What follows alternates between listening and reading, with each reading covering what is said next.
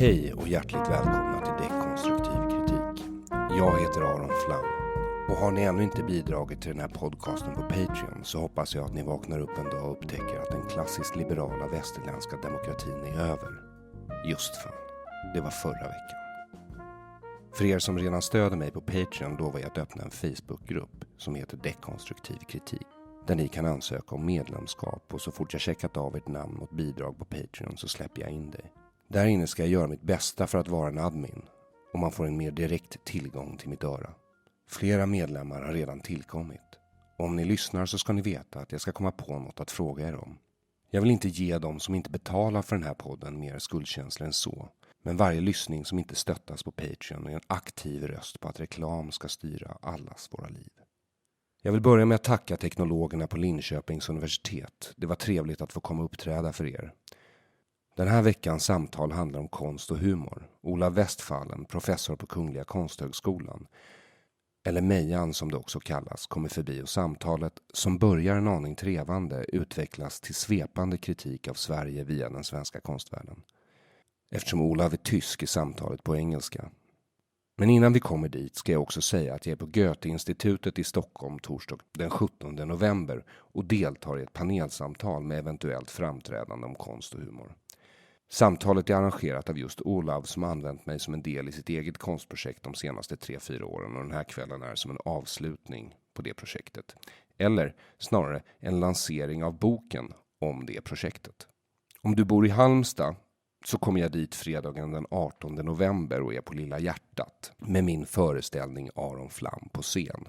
Om du bor i Umeå så kommer jag dit den 25 och 26 november. Om du av en händelse befinner dig i Uppsala så är jag på Nubben den 1 december med inte bara Sandra Ilar utan ytterligare 2 cameos från Sämst.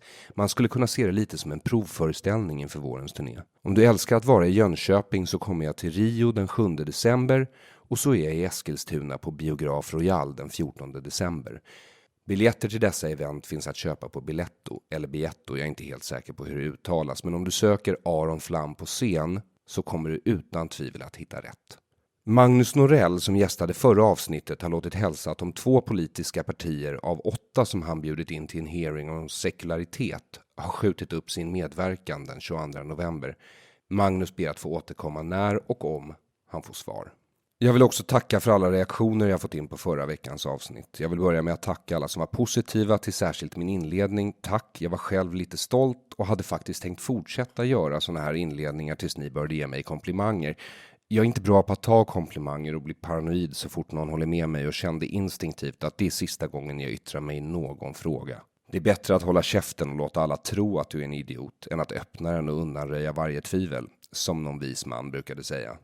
Men ni har tur, för det var också flera som skrev att de önskade att jag kunde hålla käften och helst bara låta gästen tala. Och då kickade min omvända barnpsykologi in från andra hållet och jag tänkte omedelbart att jag måste ta mer plats och göra längre inledningar. Så tack till er kritiskt tänkande individer för att ni får mig att fortsätta.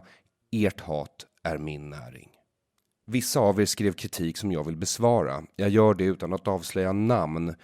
Om ni inte uttryckligen skriver att ni vill att jag säger dem, men då får det bli i fortsättningen. Nu är det anonymt. Först till dig som skrev att jag skulle vara mycket bättre om jag inte med jämna mellanrum droppade svåra eller obskyra referenser som få känner till för att det uppfattas som elitistiskt. Du har givetvis rätt i det, jag vet att det uppfattas som pretto. Men jag kan inte göra som du vill, för jag är ju pretto och elitistisk. Du ber mig att inte vara jag. Hela min uppväxt sa folk till mig att vara mig själv och så fort man är det så klagar de liksom go figure. Jag skämtar givetvis om att det skulle vara den riktiga anledningen, alltså inte om att jag är ett pretentiöst asshole, där är vi helt överens. Jag vet inte vad du var intresserad av som liten. Kanske sport, kanske inte. Men jag levde bland böcker. Det var min första tillflykt förutom dagdrömmarna i mitt eget huvud. Och böckerna blev i mångt och mycket min räddning. Alla vill ju vara bra på något. Av alla trick man kan bli bra på för att imponera på det motsatta eller sitt eget kön som finns är det garanterat inte det som ger hög avkastning. Men jag har inte förutsättningarna till att bli bra på att dribbla eller le och vara glad, så det fick bli läsning. Privat är ofta mitt bidrag till konversationen, någon liten bit information om något ovanligt fakta eller någon konstig idé jag plockat upp i just en bok.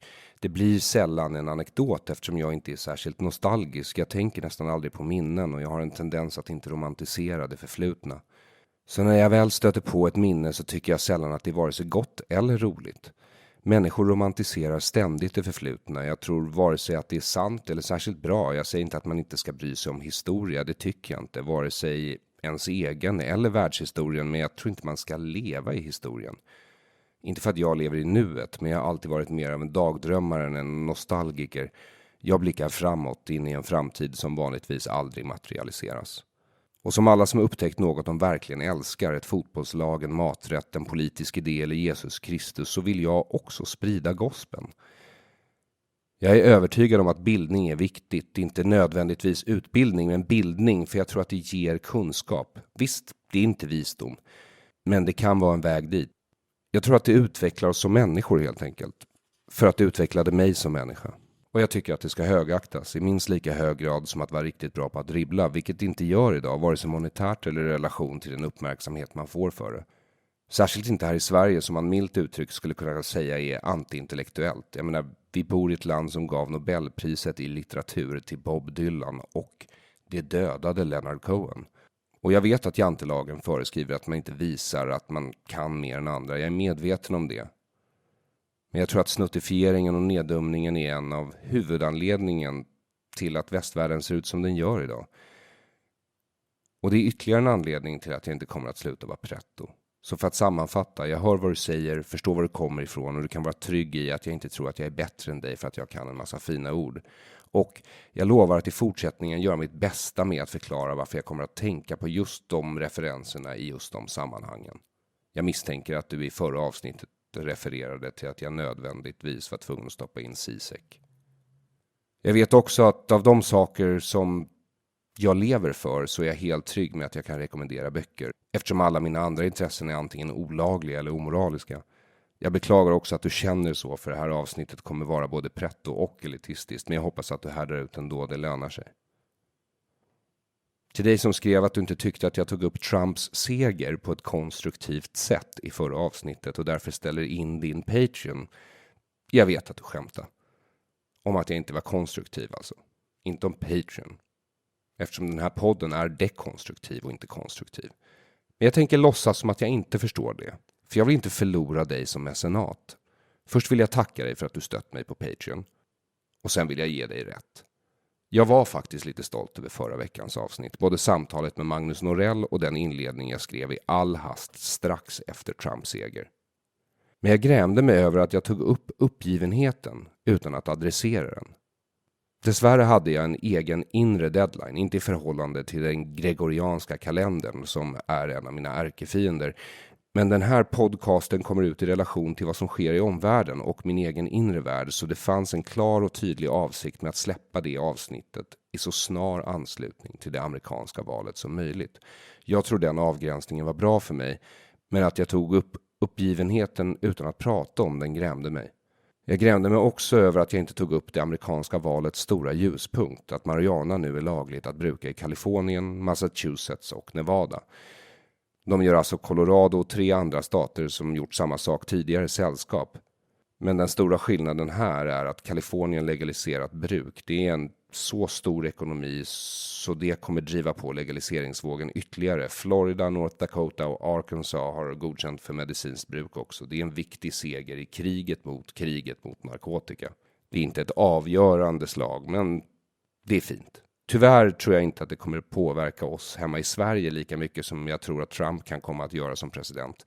Jag är vare sig republikan eller demokrat, mest för att jag inte är amerikan, men även om jag vore det är det väldigt lätt att se, framförallt utifrån, att USA brottas med väldigt stora problem och att ingen av alternativen som ligger på bordet ser tilltalande ut.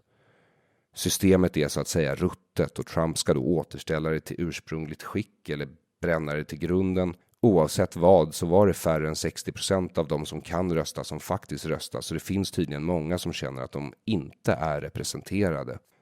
Det kan jag dock inte göra så mycket åt. Jag är som sagt inte amerikan och kan inte rösta. Det närmsta något konstruktivt jag gjort är att jag försökte förklara för mina amerikanska vänner som tänkte rösta på Trump och som också gjorde det, att han var farlig för oss i övriga västvärlden. Och jag avrådde min kusin för att rösta på Sanders eftersom han är socialist och USA då skulle bli lika tråkigt som Sverige. Men båda förklarade bara för mig att de inte kunde rösta på Hillary eftersom hon är en, och jag citerar nu, reptil från yttre rymden. Och vet ni vad? Jag köper det. Jag vet inte hur mycket mer konstruktiv jag kan vara när det gäller Amerikas inrikespolitik, och särskilt konstruktiv var jag inte. Jag påverkade ju ingen av mina vänner i deras val. Men Trump kommer att påverka oss i Sverige också. Och precis som jag sa i förra avsnittet tror jag att Trump är synnerligen olämplig att vara en ledare. Inte bara för amerikanerna, överlag. Han är en rolig dokusåpastjärna och en fantastisk skattesmitare, vilket jag givetvis beundrar. Men jag tycker inte att ledaren för någon av våra demokratier i väst ska uppföra sig som han gör. Förutom Italiens premiärminister givetvis, vi saknar alla Berlusconi. Det riskerar nämligen det jag i mitt huvud ser som väst. Och de idéer som utgör grunden för vår demokrati tror jag på, inte i brist på annat. Jag tror att de friheter vi garanteras på pappret är bra. I praktiken kanske det är skit och jag spenderar en stor del av mitt liv till att kritisera det. Men det är inte för att jag vill att det ska försvinna. Det är för att jag tycker att vi ska kritisera när vi misslyckas med att leva upp till idealen. Eller som i oss svenskars fall bara låtsas leva efter dem. Så att vi kan bli bättre, eller åtminstone skratta åt våra fel och brister. Men jag gör det också för att kritik i sig är en hyllning till flera av just de friheterna. Och som jag ser det finns det värre skit i världen. Det handlar inte om att olika människor gillar olika konsistens av bajs. Det handlar om hur illa det luktar. Och jag tror att demokrati stinker minst. Det är många konservativa i USA och västvärlden nu som försöker trösta sig själva med att det här inte kommer bli så illa. Att Trump kanske kommer att bli det de inbillar sig att Reagan var. En hånad före detta skådespelare som för många konservativa är en förebild för hur en president ska vara. Men jag tror inte det. För som jag ser det finns en avgörande skillnad mellan Reagans konservatism och Trump. Reagan var framåtblickande, optimistisk. Han hade till och med ett rymdprogram. Visst, Star Wars-projektet kanske var onödigt dyrt och tanken var att kunna utplåna hela världen från rymden. Men det är i alla fall vetenskapsvänligt. Det hyllar kunskap. Om hur man dödar folk, visst, men ändå fakta. Det kan man knappast säga om Trump. Och det enda han har en mur. Han bygger hela sin kampanj på nostalgi. Till och med hans slogan refererar till ett svunnet förflutet. Hur nytt är det? Reagan vill kunna skjuta ner mexikaner från rymden. Det är en vision. Jag hade helst sett att våra länder leddes av folk som inte jobbade som clown på Twitter. Dels för att jag tror att hans bristande impulskontroll och fascistoida tendenser är farliga både för individer och system, hur ruttna de än är. Men framför allt för att om den här trenden att rösta in komiker som öser ur sig rasistiska, sexistiska, antisemitiska och islamofoba fördomar håller i sig. Och det ser ju faktiskt ut som att Beppe Grillo, en italiensk komiker som startat ett eget parti i Italien, faktiskt kan vinna där. Riskerar jag ju själv att snart bli statsminister i Sverige och det vill jag inte. Det tror jag inte heller att du vill. Jag hoppas i alla fall att när du säger att jag borde varit mer konstruktiv, inte menar att jag borde starta ett parti och ta över landet. För ska man se till den trenden är nog det mest konstruktiva jag kan göra att hålla mig så långt borta från verklig makt och riktigt ansvar som möjligt. Som det anstår en komiker.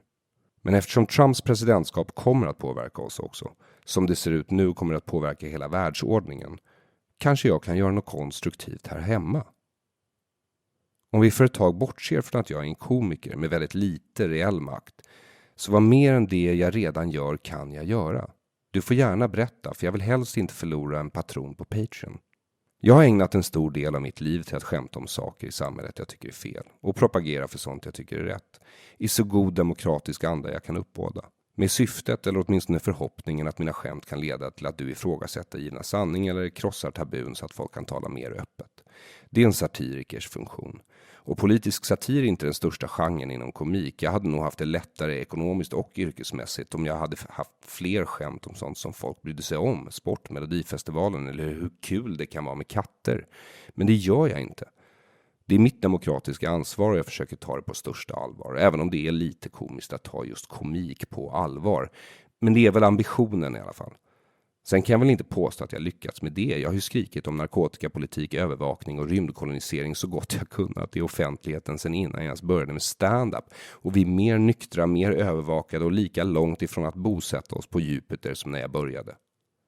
Det enda jag verkar ha lyckats med är att bli av med dig som patron. Och ja, jag vet att Jupiter inte är optimalt för mänskligt liv, men min ärkefiende Elon Musk har kingat Mars. Vad ska du göra? Han har kingat det liksom.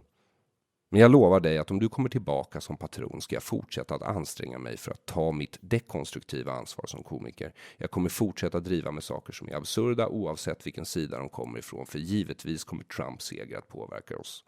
Och då menar jag inte att jag är rädd för att aborträtten skulle försvinna här hemma. Liknande tendenser, även om de skiljer sig, tycker jag mig se här också. Jag hoppas för din skull att du missade SVT:s agenda efter Trumps valseger, men jag råkade se det. Och det var på något sätt en spegel av den berättelse jag tycker mig se i andra länder i väst. En gammal ledning på båda sidor av det politiska spektrat, så låsta i sina positioner att de tappat greppet om verkligheten. Gamla system som inte hinner reformeras fort nog i förhållande till globaliseringens konsekvenser och teknologisk utveckling. Inga visioner erbjuds. Det är som det gamla uttrycket om förmögenhet lyder bland rika människor. En generation för att förvärva, en för att förvalta och en för att förslösa. Här med. Först intervjuas Jimmy Åkesson, ensam, som en outsider. Sen intervjuas partisekreterarna för sossarna Lena Rådström och Moderaternas Thomas Tobé. Han sitter bara och repeterar ordet förändring, antagligen för att hans medietränare har sagt till honom att det är ett bra ord som vissa väljare svarar bra på. I övrigt har Moderaterna klippt och klistrat lite från SD för att täcka upp resten av rösterna. Lena Rådström sitter bara och skyller på alliansens 8 år vid makten. Trots att det är sossarna som har regerat den största delen av det förra århundradet. Man kan knappast kalla det visionärt. Och SD växer. De erbjuder en vision av det förflutna. Precis som Trump. Som jag sa tidigare, jag är inte mycket för nostalgi. Det är inte bara på ett personligt plan. Jag tror inte vi har något val. Som organismer måste vi utvecklas eller dö. Och när man är fast i en tredimensionell kropp färdas man ofrånkomligen framåt genom tiden. Som jag ser det ligger en stor del av ansvaret på Netflix. Genom att införa geofilter så att alla människor i alla länder inte har tillgång till samma filmer och serier spär de på nationalismen och uppmuntrar tribalism. Och de har hjälp av fler, inte bara i sin bransch men regeringar som också begränsar tillgången på information och varor. Jag vill kunna köpa vad som helst var som helst. Och i internets början såg det faktiskt ut som om det skulle bli möjligt. Så är det inte längre. Och så måste vi kanske göra en del förändringar i vårt eget system här hemma. Utveckla vårt eget försvar till exempel. Jag vet vad du tänker. Varför skulle vi göra det? Vi har ju världens bästa försvar. Jag vet. Men jag tycker inte det känns schysst att räkna med att Finland räddar oss den här gången också. Kanske göra så att människor med invandrarbakgrund kommer in på arbetsmarknaden eller kan starta företag. Och sluta dalta med barnen. Om svenska barn inte både behövde uppfostra och utbilda sig själva kanske inte allt skulle behöva vara förbjudet eller reglerat för oss vuxna. Det har alltid slagit mig så märkligt att ingen verkar sett sambandet mellan att våra barn ska ha fullständig frihet när vi inte har det. Fast å andra sidan, jag vet inte hur vi ska lära andra att ta ansvar när vi själva aldrig behövt ta det. Kanske sluta toka oss med identitetspolitik. Som jag ser det håller både en stor del av vänstern och SD på med just det. Att vi ska definieras utifrån våra yttre attribut. Var vi är födda, vad vi har för hudfärg eller kön. Snarare än våra inre egenskaper eller argument. Men vad fan vet jag? Vi kanske inte har några. Annars fortsätter jag så gott jag kan. Och hoppas att andra med bättre förutsättningar vågar göra en insats de med. För demokratin kommer alltid behöva försvaras och förändras. Med utgångspunkt i de friheter som lovats oss tycker jag, även om det just nu verkar vara up for grabs. Jag hoppas att det var dekonstruktivt nog för dig. Det enda jag kan ge dig utöver det är ett maxim som jag försöker leva efter. Eller kanske trösta mig med när allt känns hopplöst. Jag kämpar inte för att det ska bli bättre, brukar jag säga till mig själv. Jag kämpar för att det inte ska bli värre. Vilket det kan bli i varje givet ögonblick, Aron. Och nu blev det. Så kom tillbaka till Patreon och stöd mig. Men först, över till veckans samtal.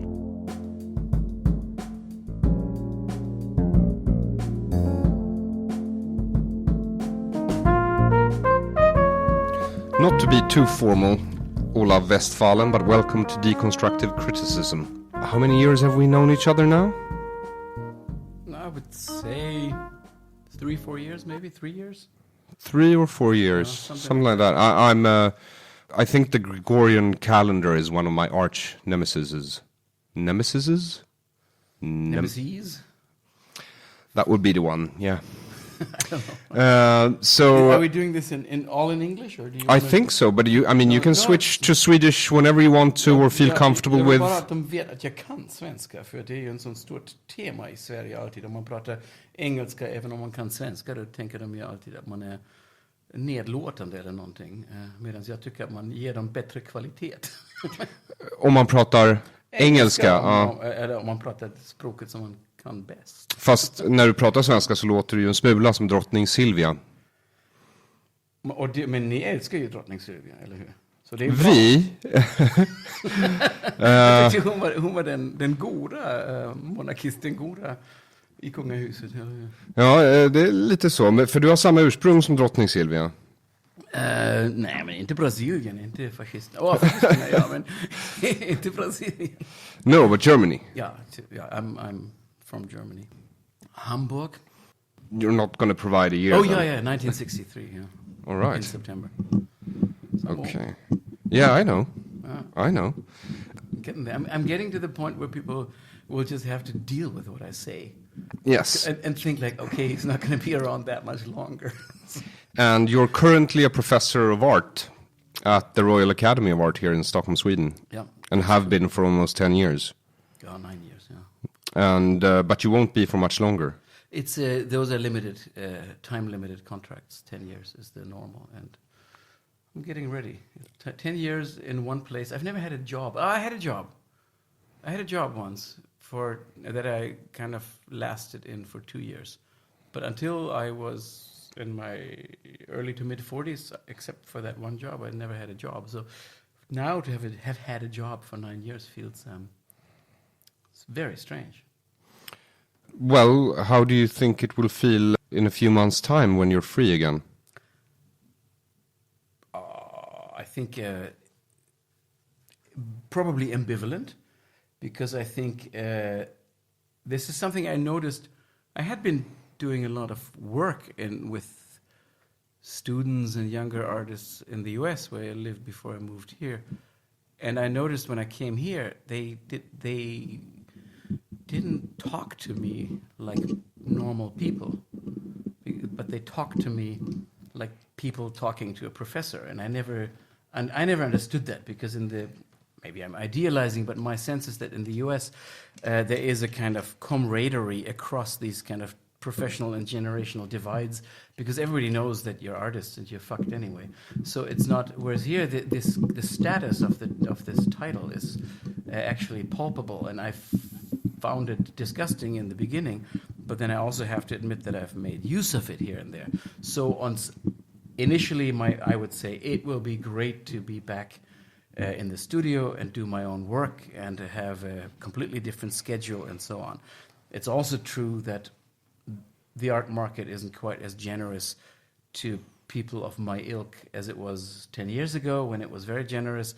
And it's also true that in Sweden, the benefit of that kind of title is not to be underestimated. But that's something I'm generally critical of, so I think I'll feel good anyway. Really, you're an artist, you're not a professor. No, I'm an artist, yeah. Yes, and you met your Swedish wife in New York, exactly. Begot children, and then had to move here. It's not that simple. I mean, we lived in New York for 12 years.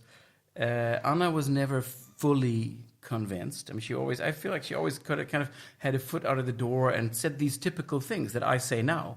Like, I'm not like them. They don't get my humor. I don't really feel like I belong here. And so after roughing it out for 12 years, it felt only fair that it was kind of my time to go somewhere else. So I wanted to also. I was ready to leave New York. And then the options discussed were either Berlin or Stockholm. And then there was interest from the Academy to have me here. And that was, of course, much easier for Anna, who used to work for the UN and still works in kind of state agencies. Much easier to come here than to Berlin. So I wanted to come. I wanted to come. But now I'm the one who basically is sitting on the fence and saying I can't really fully commit to this. No. So you want to leave again, basically? A part of me wanted to leave from day one. Why? Because on day one I went to the supermarket and I was studying the grocery shelves and not looking up because they were all in Swedish, and suddenly I realized had been a person behind me with a shopping cart for 5 minutes, quietly staring me down indignantly, instead of once opening his little Swedish mouth and saying, "Ursäkta, får jag komma förbi?"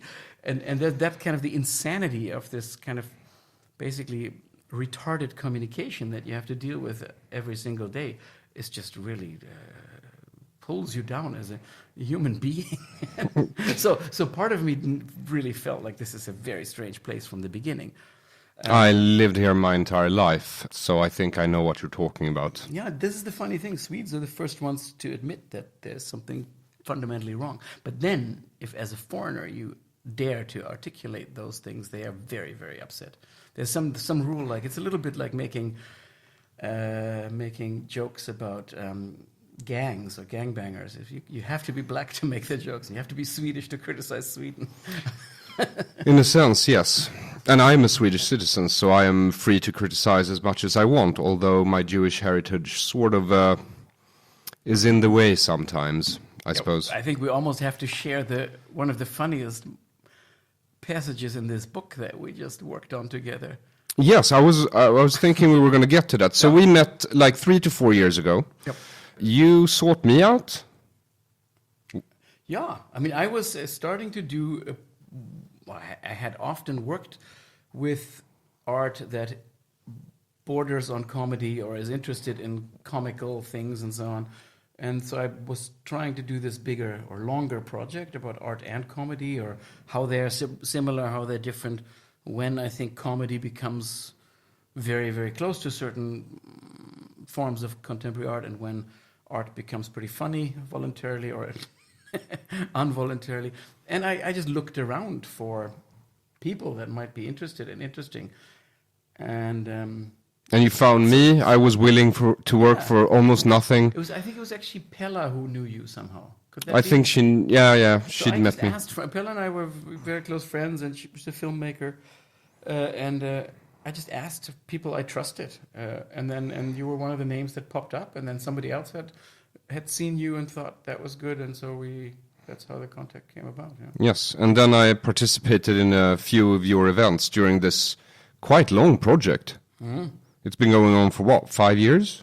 Oh, not that long, but maybe all together. But now it's also kind of finished. Now we've published the book, so it's officially wrapped up. But that's also why we're doing this podcast now. Exactly, the book. This is a sort of a debrief. Yeah, exactly. So 2.5, 3 years at least. Yeah, with not continuously but intermittently having events, conversations, performances, stuff like that. I had to meet quite a few artists who imagined themselves comedians. So how come you were interested in this? Because you were a comedian before you became an artist. I was a cartoonist very early on. I mean, out of high school, I started drawing comic strips and cartoons, and then quite soon... Mostly funny pictures of Muhammad, I suppose. No. I have no interest in... Maybe that's worse than saying you're against it. I have no interest. I have no interest in Islam. I mean, I have no interest in Christianity either. I'm of that generation that thought we were done with religion. Yeah. but well, there's a number of things that didn't quite work out the way we thought they would. Yeah, exactly. So no, no. You just did funny comic strips. I think they were subversive. They were badly drawn, and they were always very, very soon we started drawing together with some friends. In the end, it turned out to be a collaboration with one very close friend, Marcus Weimar, with whom I still make cartoons, and it's been 25 years now. And him I've also met. And he doesn't consider himself an artist in the least. Oh, no. He despises artists. I think he admires them too, but he just thinks it's ridiculous. He just thinks it's phony. And, I liked him a lot. Yeah, he's a good guy. Yeah. He's a good guy. And I mean, in Germany, where we started this, or in the German language countries, we are probably just at least as well known as cartoonists as I am as a fine artist. So I've been doing a lot of cartoon and comics, and out of that came sort of in the, when was that? That must have been the mid-90s. There was a huge boom of comedy in Germany where suddenly there was the money to, instead of buying American formats or British formats, to produce comedy. And they realized we don't have any comedians, funny people writing for television since Heinz Erhardt in the 60s or something. So they started really recruiting people, and they came to us also. And suddenly, for a couple of years, it was very easy to make a lot of money. I mean, relatively speaking, but still good money, just writing pretty stupid things for TV. Some things were really very funny. But so out of that came this interest of, I mean, going back and forth between that world and the world of cartooning and comic strips and satire, writing for print media, and the fine art world. There was this realization that I take things back and forth, and some artworks I think are not much more than a really good pun, and some comedy routines are actually as good as a complicated poetic monologue. And so I thought that those distinctions were kind of too categorical, and I also do. I mean, this is what this book, which is by the way called Dysfunctional Comedy. Is that also the name of your project? You mean the whole research project? Yes. Over the 2 years?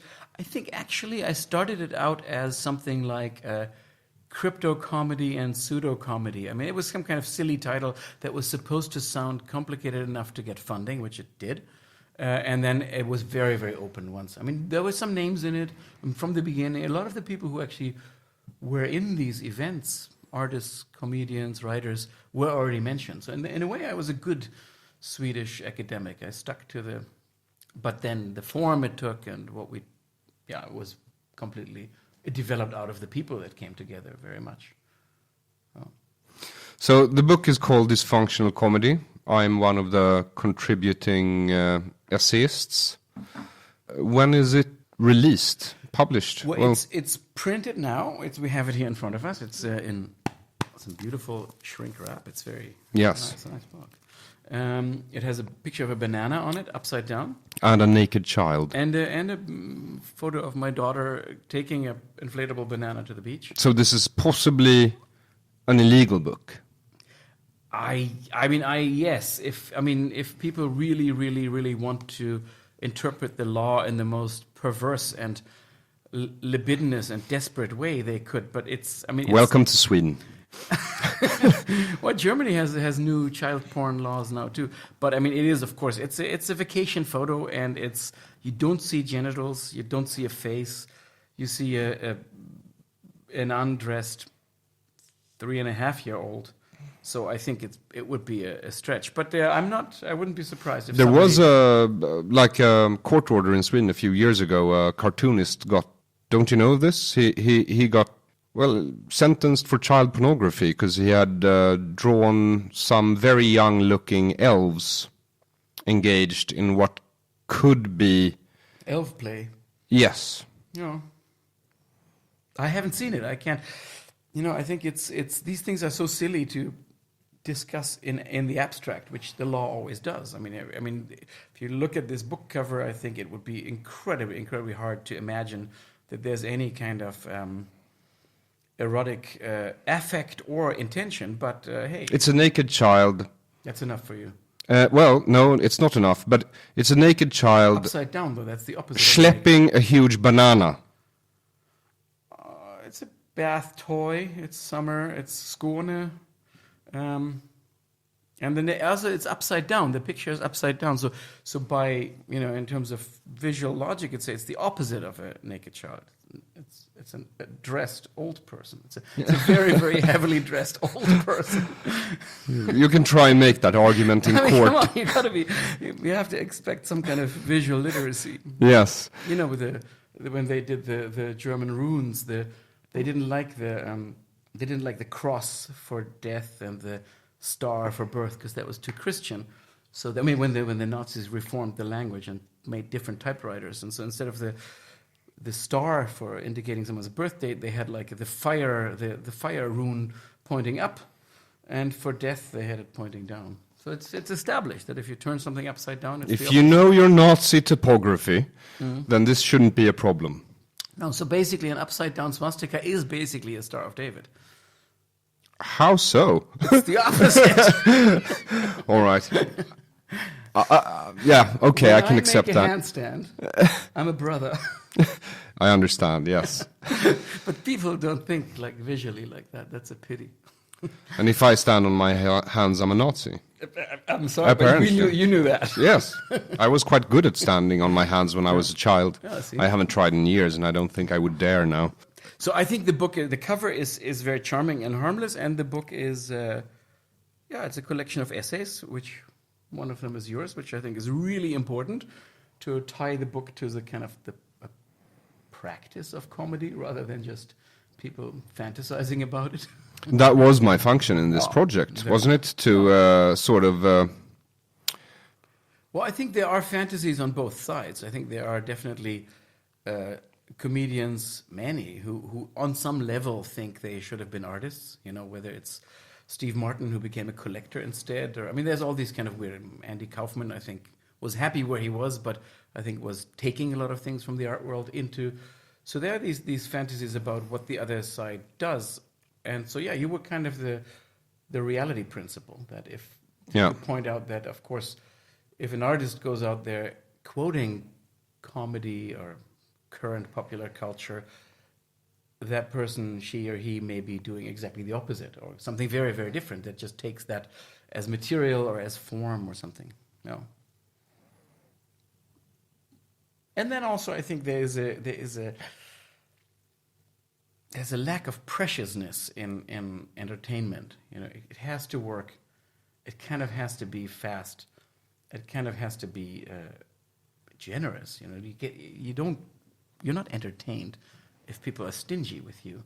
No. In the art world right now is really a cult of stinginess and scarceness and aloofness. And I think that just to have somebody who actually then comes and cracks some real jokes was really... I did, and it was quite funny. Yeah. No, not to the audience, and it shouldn't have been for me either, I think, but it was such an interesting milieu to perform in. I mean, I performed 2 or 3 times, I think 3 times in different events, and I think the Cringe Night at the gallery up at Odenplan, Weld, the dance theater, yeah. yes, went quite well.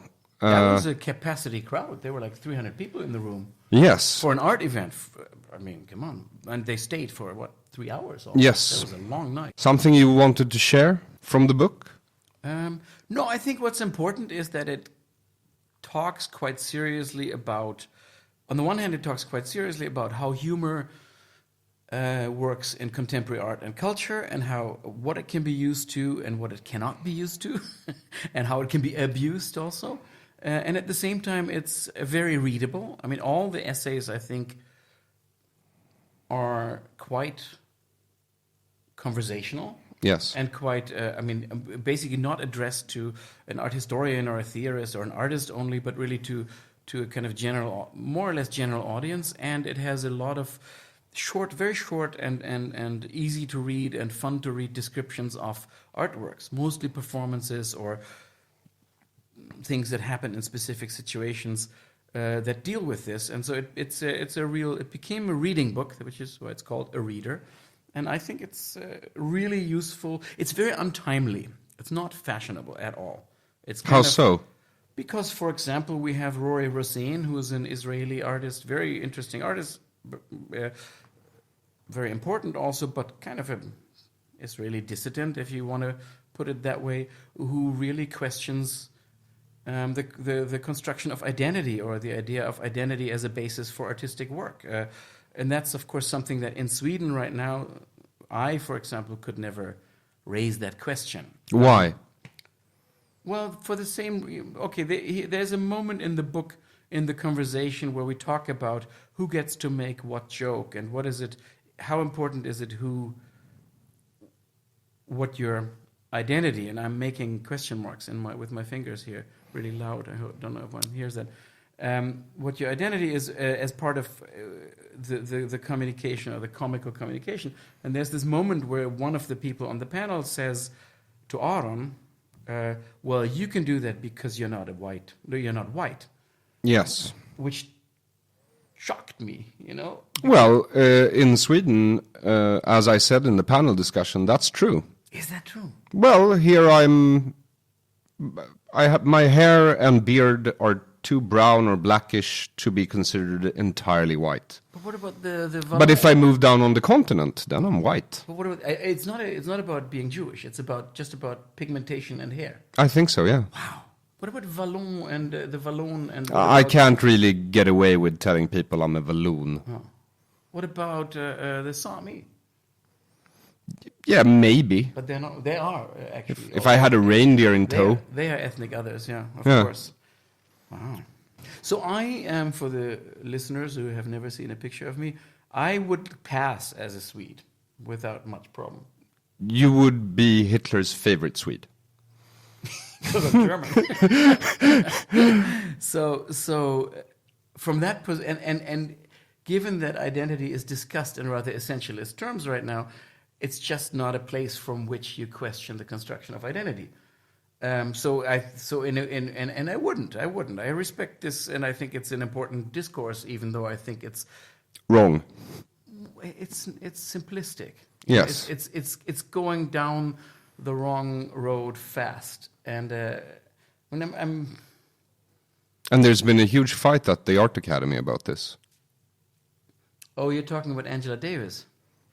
Am I? Oh, okay. Now you want to talk. Yeah, Angela Davis was invited for a lecture. Oh, yeah. To give a lecture like a year ago. Oh, almost something like that. Yeah. And the controversy there was what? Well, in her case, okay, Angela Davis did her doctoral work with Herbert Marcuse in San Diego. And so her academic work really comes out of a reassessment of the Frankfurt School of What's the Frankfurt School? Well, it's a group of people that were teaching in Frankfurt and then emigrated to California during the war. Adorno, Horkheimer, most notably, who formulated a kind of Marxist aesthetic of the time, and who were incredibly influential, initially at least, for the kind of rebellions of the 60s. And Marcuse, I think, being in San Diego when this all happened, took a very different take on it than Adorno and Horkheimer. Please, I'm not an expert on this. I'm sort of scraping together my school knowledge.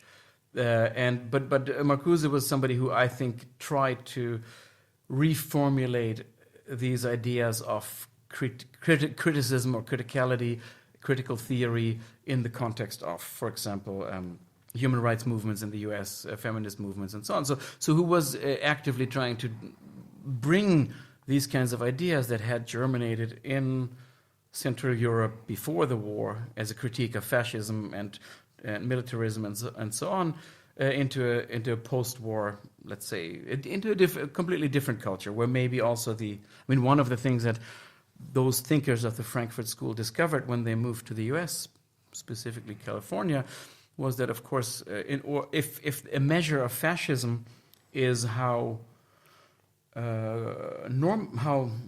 homogenized and how rule-based and how controlled a society is, then maybe the Gestapo is not necessarily more effective than Hollywood cinema, or maybe consumerism is just as effective as the SS, And I mean, in relation to what? In terms of creating a society that penalizes otherness, difference, discord, and so on, that creates a situation where people ultimately behave according to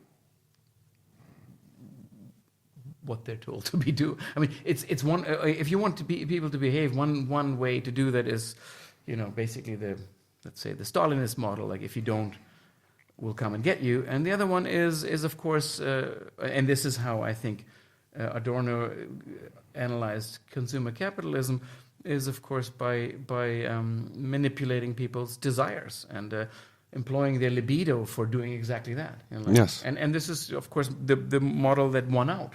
If you look at our lives right now, I mean, we are now in this cycle of having to buy another iPhone every 2 years, not because anybody is going to beat us over the head if we don't, but because it's socially unacceptable not to have a smartphone. It also dovetails with our desires. It's so much nicer to touch an iPhone than my old Nokia or something like Yeah. that. So, I mean, there is this kind of, there are other ways of controlling society. So back to Angela Davis. So she had worked with Marcuse in California. Her first teaching assignments were actually in art schools in San Francisco, CCAC. And so there was a natural connection between her and Marta Kuzma, the former dean at Konsthögskolan, who had done her doctoral work on Herbert Marcuse, and who was very interested in thinking, kind of continuing to think about the viability of those ideas today.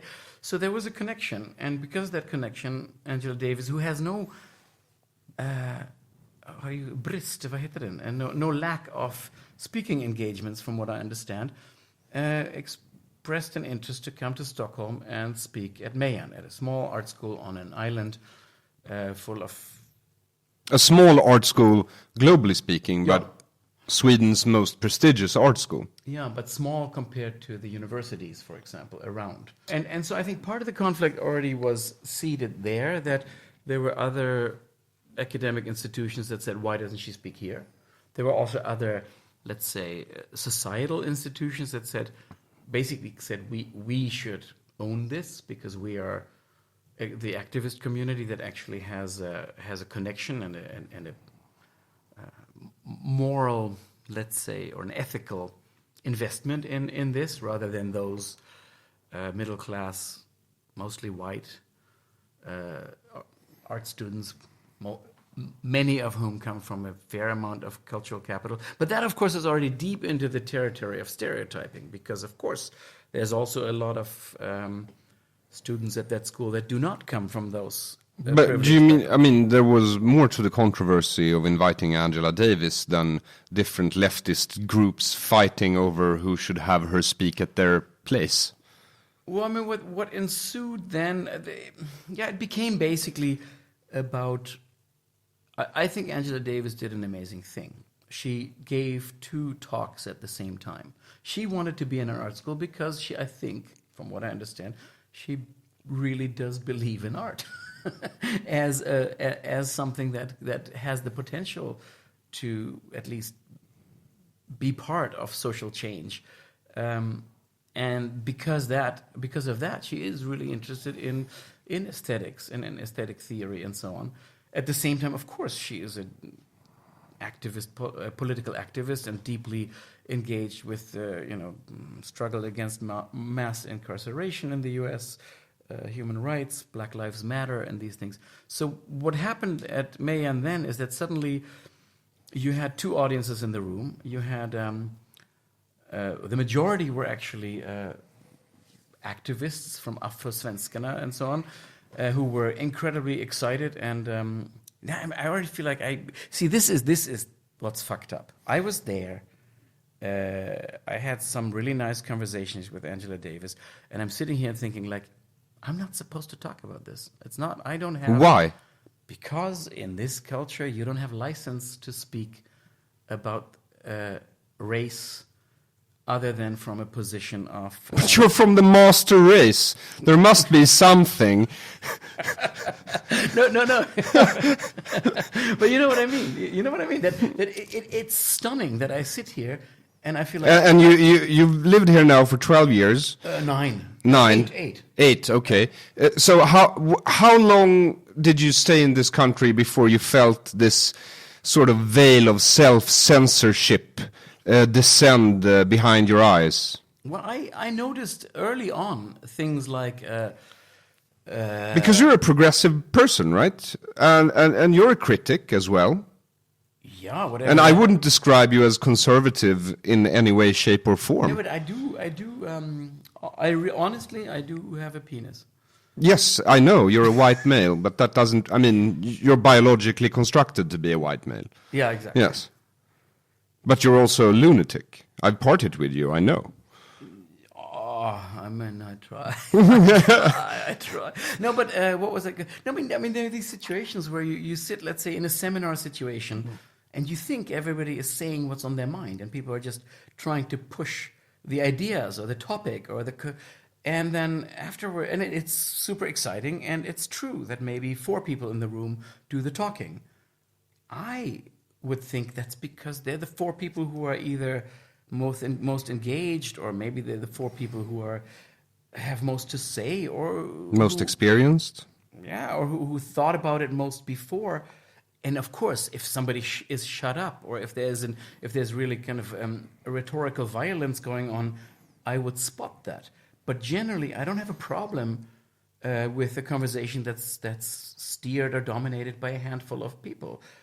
And I don't have a problem listening to a conversation like that either. I mean, I'm quite happy if I'm in a room full of people who are more expert than me on a given question.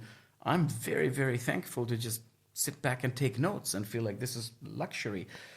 I very soon learned that in Sweden, that's not okay.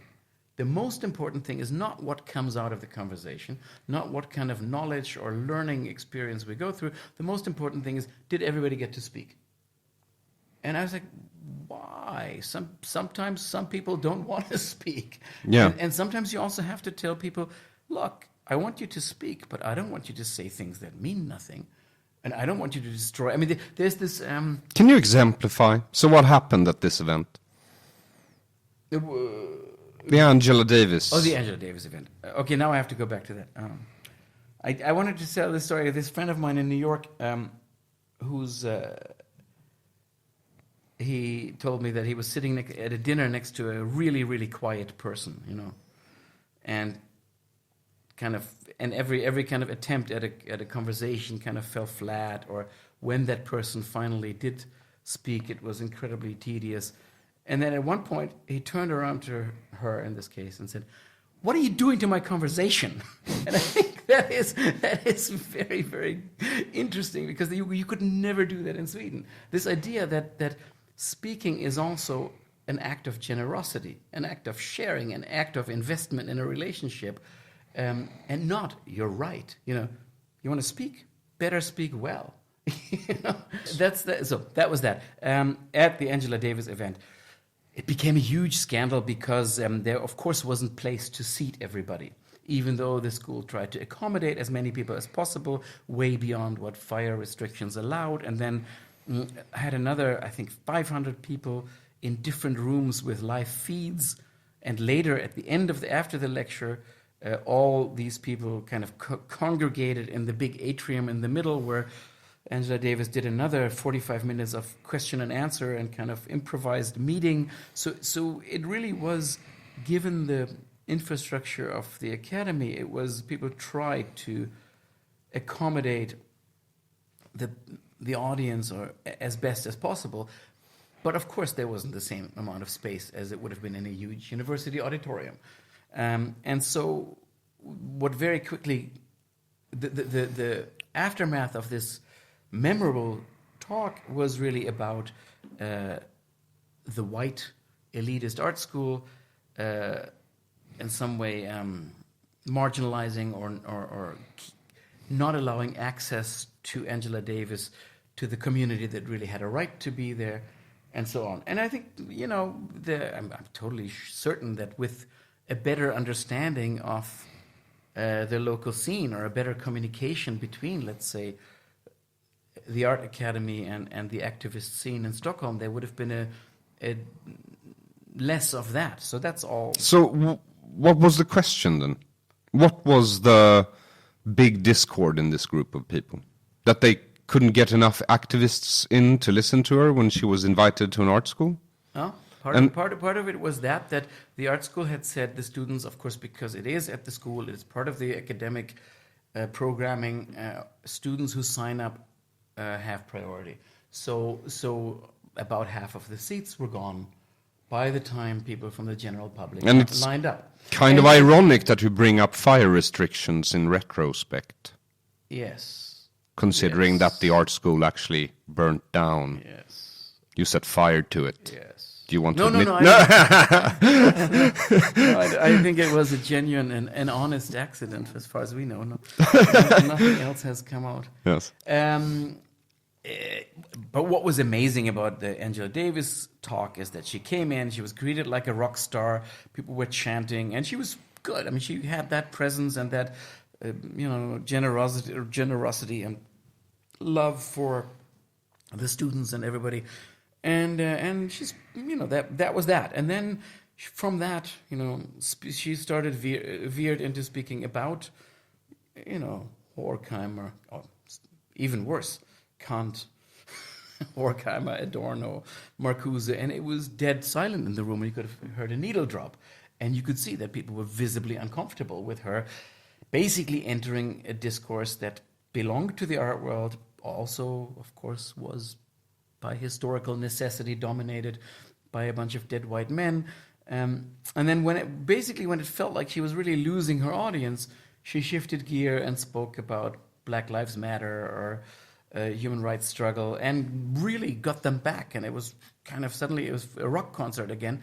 But then she came back and talked about in a way. Because that's what she was there for. Well, I think she was exactly there to make that bridge, which is incredibly hard to do in one talk. So I was fascinated and incredibly impressed, because if I speak to, sometimes you meet students and you're totally on the same page with them politically, and you agree with the urgency of their problem or question, and you want them to do that and go for it, but you have to tell them what you're doing is mediocre propaganda. So it's not great art, and it's not even great communication. It preaches to the converted, and you'll be, the people who pat you on the shoulder anyway will pat you on the shoulder, but you're not even seriously addressing or thinking about what this means in the large, or maybe you don't want to. Maybe this is about a kind of sectarian thing, which I can also respect. But then why, invite the larger audience to this? So as an artist teaching, it happens very often that the things that I think are politically most urgent and in a way most sympathetic to me are also kind of really poorly considered as aesthetic positions or propositions. And coming from me, that of course has no currency. That can be very easily dismissed. How can it have no currency? You're an artist and a professor of art since 10 years. Yeah, but I'm sorry. This is a kind of essentialist identity discourse where it's very. Once you assume that it is about these kinds of constructions of identity, then it doesn't matter. Then I'm probably just a professor because I'm a white man. Let's start from there. Well, it could have been any white man. It wasn't. It was you. Yeah. So there must be more than just your skin color and your penis. Yeah, and I tan well, even. I'm not even... But that's maybe good in Sweden, because it's so tanning obsessed. Interesting story. We're not done. Yeah, no. No, but so I think that kind of... And I don't think it's even criticism towards sort of an activist cultural scene. I think it's more like, in a way, Angela Davis saying, look, there's tools out there. They are actually things that have been formulated, yes, maybe by white men, but in opposition to fascism and to truly horrific white men. And that is, I think it is legitimate to make a differentiation between Goebbels and Marcuse, even though from a certain viewpoint they may look like the same. But I think You mean because they're both white men? No, well... German. I see them as the same because one's a fascist and the other's a communist, and I pretty much think that's the same thing. And you're a neoliberal. Well, no.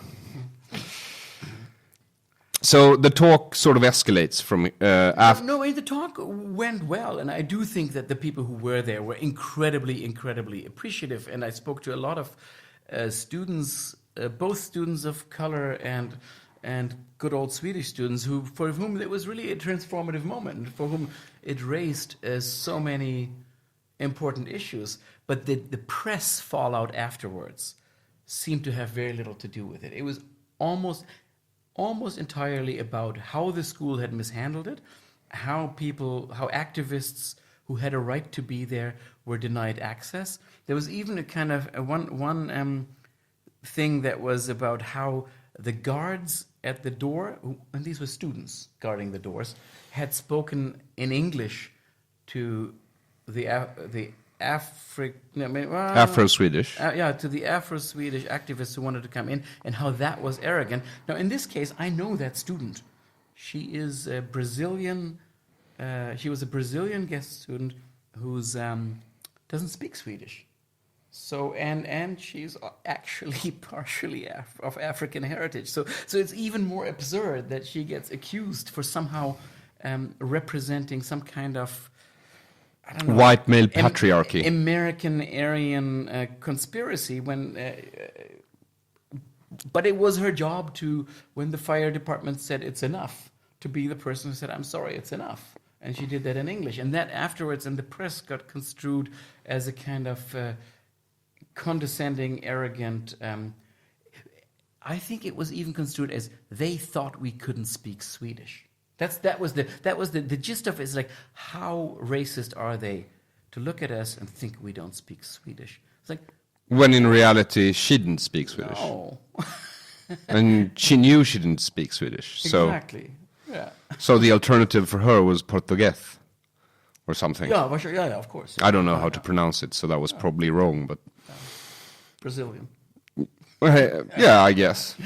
No, so to me that I think it was an amazing event, and it really, I think, for a lot of people who were there, reframed a lot of the discussions, and it was also, I mean, she also spent another day or so at the school talking to a lot of people, and I think it was definitely raising a lot of the problems that are there, or the kind of blind spots of that academy that loves to hide behind the idea of free art and artistic autonomy in order to cover up, for example, how homogenous the school still is in terms of class, almost more than ethnic origin. I think class is the real kind of what do you call it, the blind spot, or the repressed. A lot of the students are upper class or come from cultural upper class. Yeah, I mean, or even, I mean, this school. This is quite interesting. There is research about this. I may quote it slightly wrong, but the gist is right, that until the 1980s, and it was founded in 1735 or something like that. So between 1735 and the 1980s, there hasn't been a single artist teaching at that school that wasn't from within a 5 or 10 kilometer radius around Östermalm. That's kind of hard to do. Yes. That takes effort. I mean, come on. This country has been importing people from Holland, people from Germany, people from France, people from the other Scandinavian countries like crazy. It takes some real effort to make sure that everybody comes out of basically the same sandbox. I can't decide if Swedes think art is not important or if they think it's too important, so that very few people should actually practice it. I don't know if Swedes are one group there. I think there is. Well, I'm having a Swedophobic year. Yeah. No, but I mean, I think there is that, which I think good social democratic tradition of thinking of art as something that should be publicly funded, that should be quite inclusive, that should also go out, not just happen in the capital or in the cultural centers, but go out to the periphery and the countryside and so on. That's one set of concerns which I generally sympathize with. The problem there is that, at least in its latest variation under Alice Bah Kuhnke, it's also has been incredibly casual in terms of instrumentalizing art, to think that art is actually a tool of, let's say, a direct tool of policy, education policy, democratic development, and so on. And I think that's very dangerous, because then, I mean, just change the political party, and you have a horrific situation. I mean, it may be benevolent if you agree on politics, but in principle, it's of course quite crazy to have a political establishment that expects art to do their bidding. Yeah, I mean, that's propaganda. It's not art. It at least runs that risk. I don't even think that there's a kind of Stalinist or fascist mindset behind it. I actually think the problem is, I don't think they... Well, the road to hell is paved with good intention. Yeah, but the problem behind it is, I think that there's people who cannot think of how to justify expenditures for art and culture if they cannot say, but it's good for you. It's good for, it's good for the suburbs. It's good for teenagers. It's good for democracy. If they cannot have, and so the problem is more basically a lack of culture on the side of the politically responsible, who cannot make that argument that it's good to have something that's not instrumentalized. Its function is actually its lack of a primary function, that it is one place where speculation is encouraged, where also... Well, it has a very, I think, clear function, art.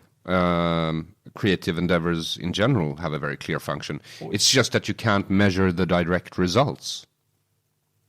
No, but it also has, I think it also, and it's also something that in a way defers use value, the idea. What is this good for? Is the question that you are allowed to ask almost anywhere. And usually the answer is it makes money. Yeah. Well, that is true of art as well. Yeah. Yeah. But at least as long as there was a kind of relatively open-minded and let's say a non-judgmental state funding, you could say there was a space where it didn't have to make money. It could be about spending money, and it also didn't have to be good for something immediately. It was good enough that it's a society that thinks if somebody really, really wants to do this, or wants to find out about this, or needs to paint this, yeah, let's do that. Let's have that, because everywhere else we just try to make the numbers add up at the end of the month. Yes. So I think it is actually. I mean, maybe it's a. But it is also a luxury item. That's why people collect art. Yeah. Once the market comes into play, that is true. But there's also, at least historically, you had a lot of collectors who had a real, love relationship with art, and who weren't so much interested in the status or the accumulation of wealth, or the investment, but they were interested in being part of something, that putting something in the world that it hasn't been there, and that might change the way we see the world. But it won't change it in predictable ways. If I say, okay, I'll give you funding for this project, but in the end I want to have a higher literacy rate in this part of the country. That's not art. That's all kinds of... And this is also actually quite interesting, how art becomes the cheap replacement for necessary social policies or social work. Where it's like, we could start a youth center with real educators, and make it sustainable and long-term, and or we could just send some artists there who do an intervention. Yeah. Anyhow, well, hey, this is not so funny yet. This is never a funny podcast. Oh, okay. This is deconstructive criticism.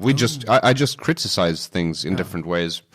Actually, last season when I did this, I wanted to talk to people who had ideas that I actually liked, but most of those ideas were critical of something else. So, in the end, it's what it is, and at least it's supposed to be interesting. Yeah. That I hope it would be. I think it already might be. So what happened after the Angela Davis? Then the press fallout. Well, it was basically, it kind of stopped there. It stopped instead of somebody... But you don't have those writers really right now in art criticism, and this falls into the art field. You have it online, but in the print media, instead of somebody trying to understand what Angela Davis was actually trying to do, and how that really, I think, provided an opening for both sides. And what happened is that people decided to go back to basically predictable dichotomies of you up there, we down here, and it became, I think, kind of a way to position themselves for already established players in this debate. Because there were already factions at the art school. Oh, but now you're talking about this. This was kind of happening almost.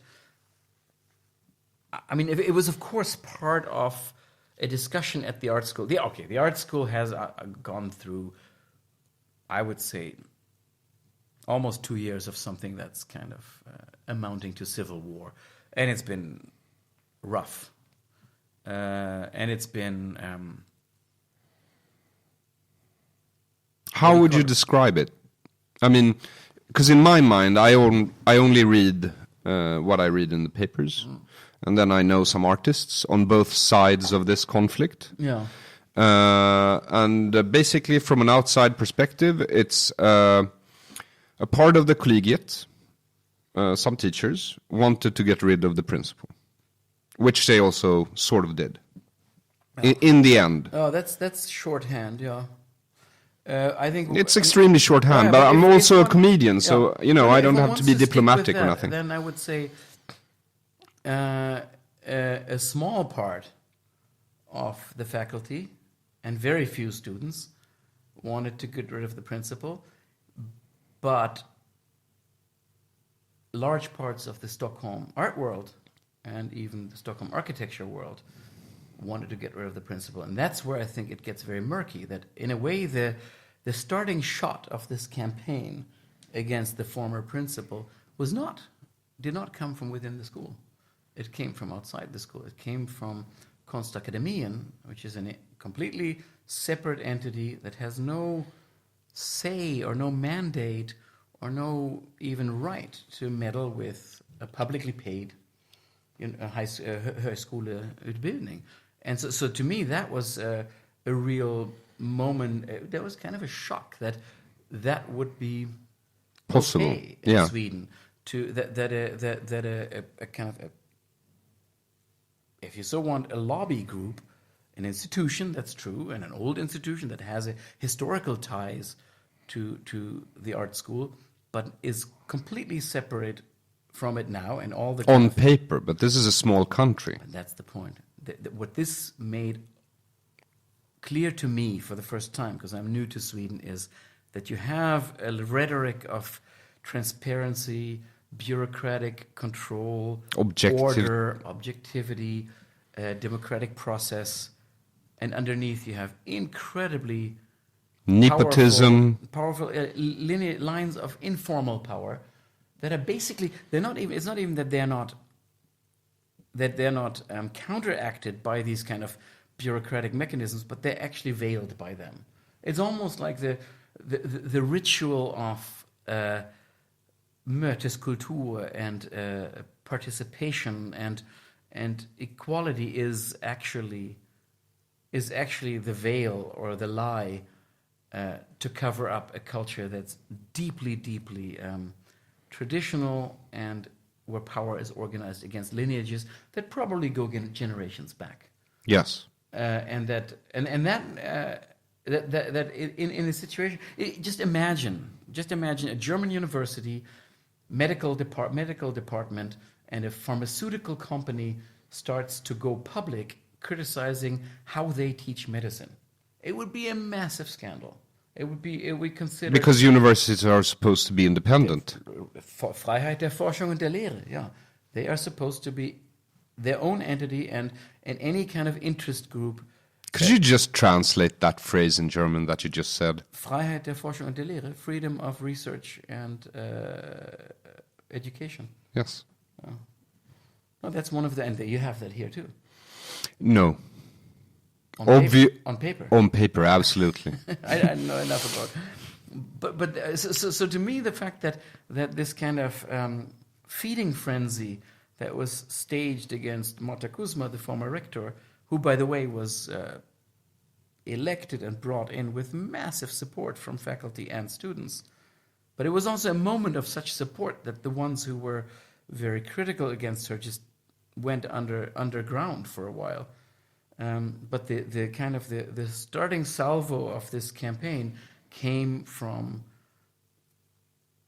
in a way, a non-profit organization, yes, but a private interest group. I mean, a group of people who had no business. Yeah, they were all former students of this school, and they had for several hundred years been the ones who decided who would become the director and who would... Could I ask you a question? Yes, please.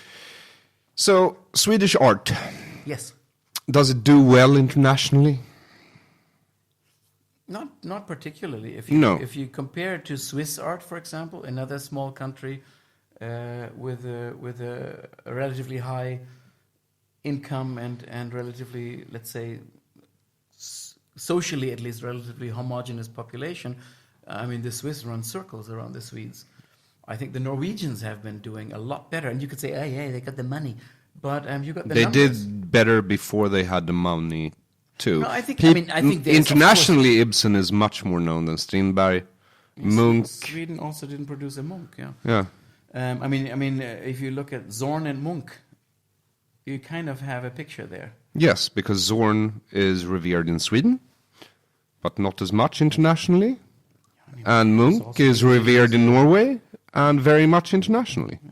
Well, also, and not just that, also in terms of what they were doing. I mean, I don't know if it's a legitimate comparison, but I mean, the idea that that one of the cornerstones, and you hear that from students and students' parents and so on, one of the cornerstones of Swedish painting is Zorn. And, it's a kind of well done, tasteful, I think slightly kitschy, but academic, most of all. It's academic, It's so, whereas Munch was, of course, an avant-garde artist that found forms that were not at all tasteful at the time or agreeable, and who was trying to visualize things that might have been borderline unpicturable, and so that kind of, let's say, drive and striving you have there is not matched by. So we brought in a new principle because we wanted to make it a better art education, maybe more interesting, maybe give the students some drive and goal in life. Well, I mean, it's even more than that. It's a government. It was a government directive. I mean, the government has made it very clear through their högskole, whatever policies, reguleringsbrev, heter det så? Yes. Now I outed myself as a bad Swedish speaker. Those 3 sentences at the beginning, I rehearsed them for 4 weeks. So the government had made it very clear that they wanted the school to move towards internationalization, professionalization, stronger development of research, I mean artistic research, and there was something else, and diversification. Really, I mean, the idea of broadened recruitment and a more diverse and in a way more representative academic community those were all priorities that the government formulated. Because I don't know if this is true, but I heard that this is the most expensive education per student in Sweden. I doubt it. I think it's not. It's up there. It's definitely up there. And the story I heard when I started there was there's one government education that's more expensive, and that's to become a fighter pilot. But I don't think it's quite true anymore. I think there are other educations that are also quite expensive. The reason, of course, it's so expensive is real estate. In order to have an art school that has a emphasis on shops and tools and fabrication and so on, you need space and you need workshops. And if you decide to have that school on Skeppsholmen, you're in trouble. Yeah. So it's one thing to say this is the most expensive education. It's another thing to say, like, oh yeah, the government is paying itself a lot of rent into its own pocket, from högskole, I mean, from the educational budgets to Statens Fastighetsverket directly, which doesn't touch the school or the educational activity. So it's a little distorted, but it is true that it is a very expensive school, and it's still a school that has great resources. And that's where I think the whole thing becomes a little scandalous, that you look at what the school, if you ask yourself, what could this school be doing and what is it doing? That's where I think some of what has happened was really irresponsible, because given the resources, this could be one of the top 5 schools in the world. There aren't that many schools left that have that luxury of staff, resources, free education, just simply that you can go so around. we should have an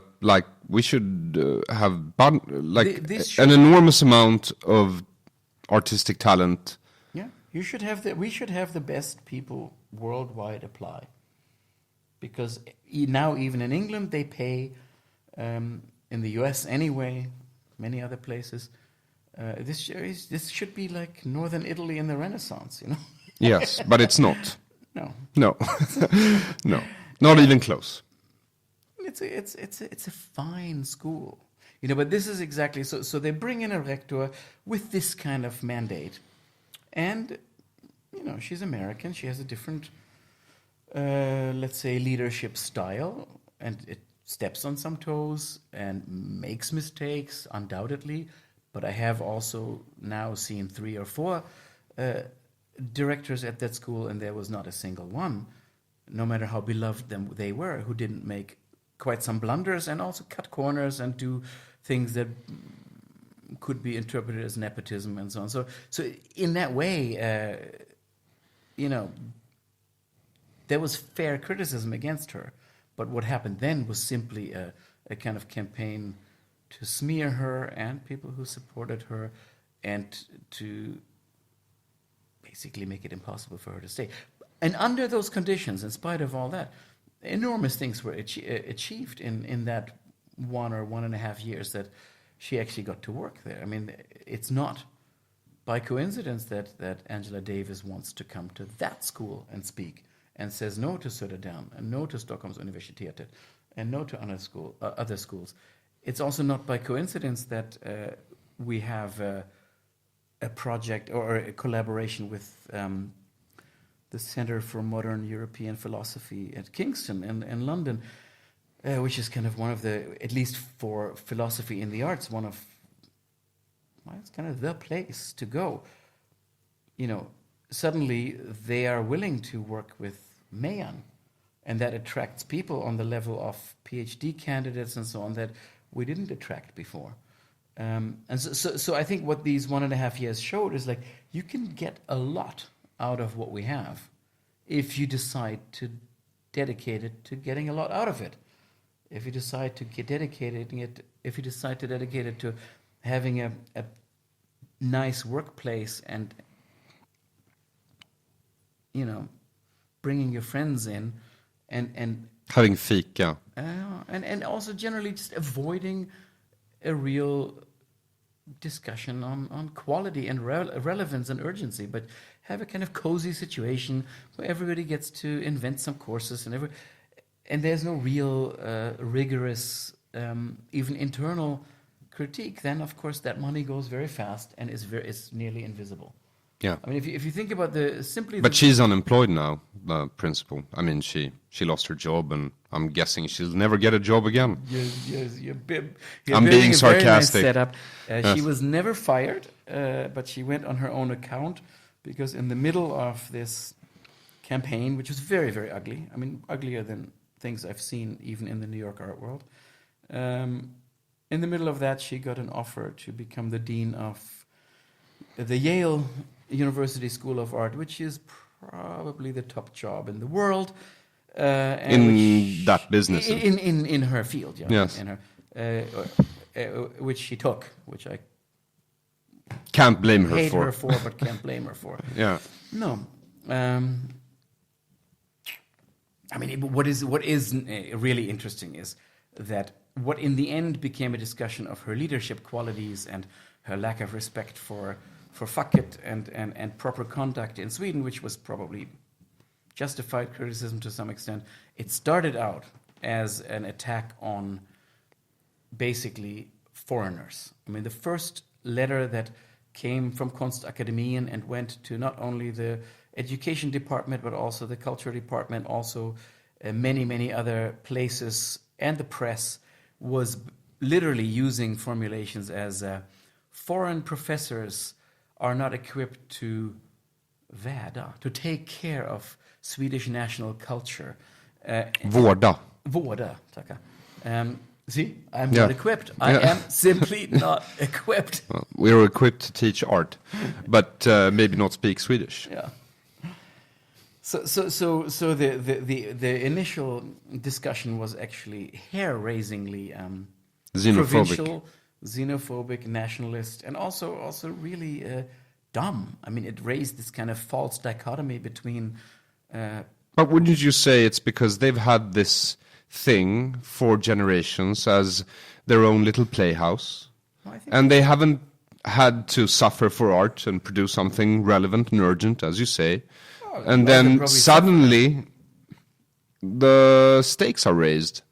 Well, I mean, it's yeah. I think one thing is that there's that the school was always both a support structure and a place where you could take a little breather and teach a little bit, and a place of production for a lot of artists in the Stockholm art world. You'd be surprised how much the school actually supports activities that have nothing to do with education or research. Another thing is also simply that the person, one of the few individuals who really were very outspoken and authoring a lot of these attacks was Dan Wolgers, who applied for Marta's job. So it's even simpler than that. You know, it's like, our guy didn't get it. Let's go after the one who got it. In such, it was so banal. It was very much about a local power elite that wasn't going to take this lying down. That was behaving like high school students. I don't know. I mean, it was silly. There's a one can read a lot of these things documented in a kind of yearbook or publication that Mayan did in the middle of all that. A lot of these letters back and forth between the academy and some press coverage, which was just the Swedish press in that situation proved to be so completely uninterested in journalism. I mean, there were so many situations where the press said, people refuse to talk to us. I would call journalists and say, come, talk to us. The professor, and the majority, even a week before Marta took the other job, the 7 out of 9 fine arts professors wrote a letter in support of her. The majority of the students wrote a letter of support of her. But the press painted it as if she was alone against the entire school. And there was no way. I mean, I spoke to both art critics and other people and said, look, it's not like that. There was no interest in that. I mean, that was really when you realize, no, they have an idea about. I mean, and then you'd have conversations with art writers about like, yeah, but isn't it wrong that everybody has to do research? You're like, but nobody has to do research. It's a very few people who do research at that school. So even the basic facts that you could look up in 2 seconds on the website were not admitted to the discussion. So it was really shockingly vulgar. Just, I mean, that basically the press became this kind of extended arm of an angry local elite. Well, Sweden prides itself on the ideal of lagom. You know the term lagom, right? Oh. We have lagom good artists, and we have lagom good journalists. Yeah, but I don't want to do the general Swede bashing. I mean, no, you don't have to. I'm doing it. I do. You're doing that for me. No, not for you. I'm doing it for me. You're doing it for them. No, but look, I think there's amazing individuals here. There's just something about how culture organizes itself that is so incredibly efficient at breaking those amazing individuals down, or marginalizing them, or condemning them to silence. I mean, if you're an outsider and you're angry and you're pissed as hell and do the least you kind of deserve is a decent debate. Because then preach, brother.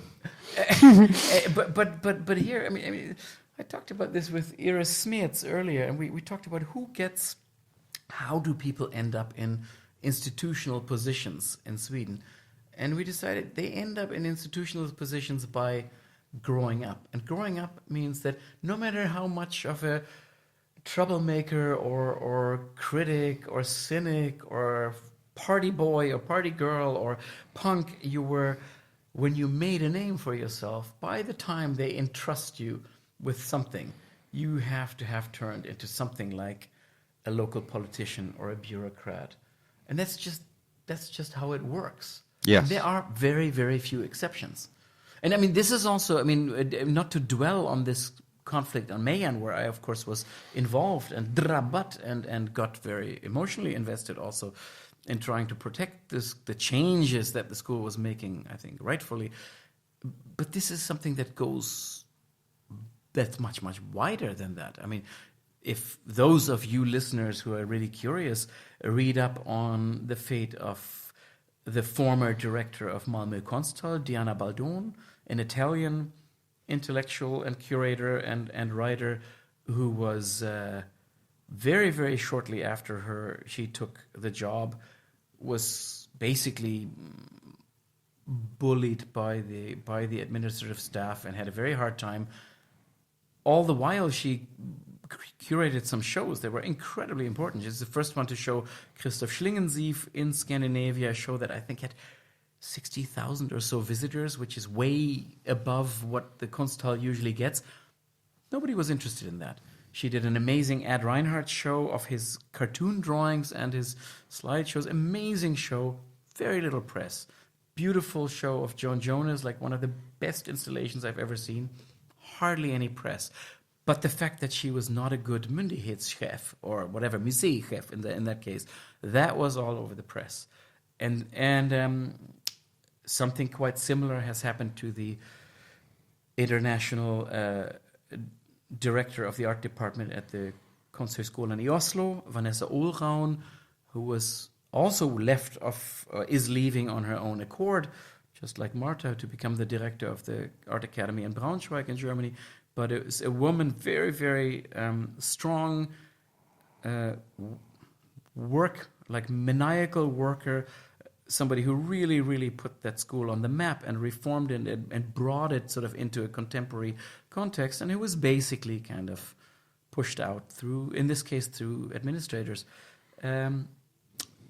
Similar rumblings I hear about Umeå, where they have, again, a Czech woman as the dean. So there is a history, and it's I think it's remarkable that these are foreigners and these are women. These are powerful, intellectually. Do you think it has to do with them being women, or do you think it has to do with someone coming into Sweden saying mediocrity is not good enough? Well, I mean, definitely with the latter, but it also has to do, I do think there's a gender aspect, that it is. I mean, it's a little bit like if you look at the whole discussion around Hillary Clinton right now, you realize the things she's accused of. In a male politician, they're considered tough or unbendable or smart or strategic. Yes. In a female politician, they become bad character traits, and much of how Marta was treated, how Diana was treated. If you look, just read the press, and the kind of sexist undertone is really hard to ignore. But do you think the same would be true if a Swedish woman held the job? Well, I have yet. There aren't maybe that many Swedish women who really have an interest in having such a job and still rocking the boat. No, but that, I think, would never happen with the Swedes. I mean, because they would never try to rock the boat. No, Swedes are fucking raised not to rock the boat. Yeah, but of course there's exceptions. But if you look... there's a Swedish expression for that. Yeah? Sit still I båten. Oh, sit still I båten, no. Do you know where it comes from? Vikings. Oh, the Vikings. You couldn't move around. You had to keep your place, otherwise you would... throw the boat out of balance. So the Swedes would have made great refugees. Well, there is a certain truth to conformism, consensus-seeking Swedes who like the meeting culture, as you call it, fika culture, as I call it, and they want teams, and egalitarianism runs through it so deeply that it sort of defeats its own purpose. You never get something interesting out of this because everyone has to agree, so it can't be interesting. It always has to be the mean. Here's an example. Because if they recruited me as a principal for the art school, I would start. I'm just telling you, I would start beating the students daily to make them suffer, so they would become interesting people. Because I was at the panel discussion for the dysfunctional comedy thing, right? And I talked to a few students. And to be quite frank with you, and I spoke to Rowie as well, who was also part of it. Our impression is they have no goals. They don't know what... There's no real urgency in their creative process. Yeah, that was the feeling I got. I think... if people, guest artists come here from, let's say, the US, where there is a culture of harsh criticism, where if you get a critique, the job of the critic is to throw you the hardest curveballs she or he can think of. Yes, because it makes you stronger in a sense. Yeah, or also it pushes the discourse, it pushes the discussion, and that is just not something that's practiced here. I mean, it's interesting when my first day teaching in Sweden was like this. There was a kind of open critique, and I said I would come, but I came straight from the airport. I was flying in from New York. I was delayed. I came straight from the airport, and then jet-lagged as fuck, I still stood there for 7 hours doing a critique. And the interesting thing is that a colleague, another professor, whom I barely met before, instead of saying like, "How you doing? How was your trip? Did you? Wow, how great that you could come," or something like that. Her comment was like, "Well, you're late, and for the students this is really important, and you really shouldn't behave like you're any better than anybody else." I was like, "Wow, Jante." Yeah, but also to not understand that first day on the job, flying in from New York, it's not about arrogance. It's about practicalities. It's about schedules and timetables and distances and things like that. To not be able to step out of that, or to basically have your resentment towards what is other so deeply ingrained that you can't even stop one moment. It's like, oh, this guy probably didn't sleep in 20 hours, and now he's doing an 8-hour critique. That's actually kind of okay. Okay, so that was experience number one. And the other experience was that I said what I would have said in a New York situation, in a critique in New York. So I asked people, and I said, if I, this two artists had done this video where they were basically doing graffiti on the wall to music, and it was cute, and it was like stop motion, and it was funny, and I basically said, like, I don't see where this connects with art in any way. I mean, I see where this connects with music videos and so on, but I don't see where it connects with that and a conversation within the art world, and I also don't see where it kind of refuses to be art. So I basically said, like, look, this isn't really a thing that computes for me, which I think was many years later, one of these two artists, who actually became a friend and also later said that she really appreciated that, came to appreciate the criticism, but she told me, I hated you for 2 years. For 2 years, I wouldn't look at you. I would change the side of the corridor if you came down there, and I hated you so much for... And I was like, but I just said what I thought. I didn't say you're bad, you're evil. I just said, for me, this work doesn't work. Please explain. And that was already too much. Yes. They're not used to critique here. No. Hey, I need to pee. Can I do that? Yes, absolutely. Can we take the microphones there? So, to wrap this up, yeah. Olav, where can I persuade people to buy that book? Okay, we will have you asked when it's out. It's printed now. Online, it's already available through Sternberg, which is the publisher, a German-based but international. They have it at Konstig on Södermalm, and we will have a book release event on November 17 at Goethe Institute, where Aron will be there, maybe even performing. Hopefully. I will be. I will be performing, and you booked Sandra as well. Sandra Ilar. Sandra Ilar will be performing. Also coming, another funny Jew. Miriam Katz, who's both an art forum critic and a performer and a comedian, will come from New York because she likes the book. And then Iris Smets will play some music, some one-man punk band. Or her approximation of music. Yeah, it's punk. Yeah. And I will be there, Olav Westphalen, and maybe some other people. So it'll be an evening of both book release. So some people will probably try to speak seriously about some of the topics we talked about now, but there'll be definitely music and beverages and something rather festive, and we'll have the book there to sell. And other than that, the easiest is of course online. Yes, you can buy the book online. And Yeah. what's the webpage? Oh shit, I don't know. Sorry. Let's look at this. So Sternberg is. They didn't put their website in. Oh yeah. www.sternberg-press.com. Sternberg, like Sternberg in German. But with a J or an I? Sternberg. And then a slash? A dash. A dash. Press, yeah. Bindestreck. Bindestreck, Yes. Sternberg-press.com. And the official release is on the 17th of November at the Goethe Institute in Stockholm. I should also say that this is an art book. So the entire edition is only 700 copies. 750 or something like that. Yeah. And if you listeners will buy this book, then it'll probably sell out, and then it will become the first art book in the history of the world to ever sell out.